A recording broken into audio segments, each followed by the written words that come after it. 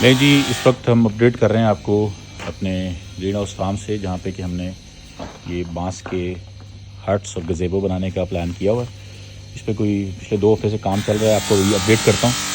एक तो हमने इसको पहले सीधा किया, उस पर कलर नहीं किया। फिर उसके बाद हमने इसकी एक जो कलर ट्रीटमेंट है जो कि वो की।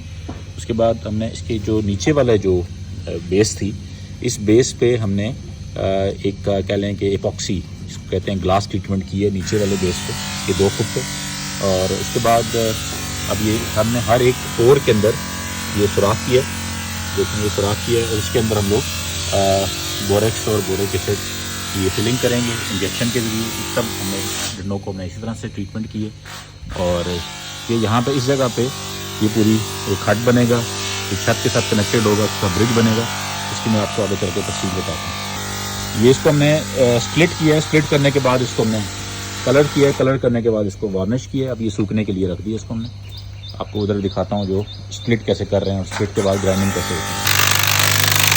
ये मेरा स्प्लिट किया था, इन स्प्लिट को हम पहले से ग्राइंड कर रहे हैं। ये जनाब इस तरह से इसको इस तरह से इस शेप में ले आते हैं, जो इसको रन करके फिर उसके बाद वार्निश करके फिर इसको सूखने के लिए रखते हैं।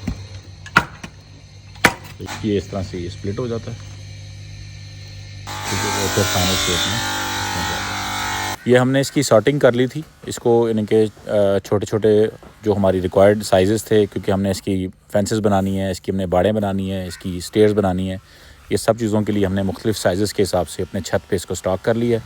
बाकी मेरी कोशिश होगी कि आगे भी आपको वीकली अपडेट देता रहूँ। इस ऊपर से मैं आपको दिखा रहा हूँ इस सारी जगह को, ये बिफ़ोर एंड आफ्टर आप देख सकेंगे। ये इस जगह से हम छत से पूरा ब्रिज बना के सामने एक हट बनाएंगे, जो सामने टैंक है इसके ऊपर हम ये पूरा छत बनाएंगे।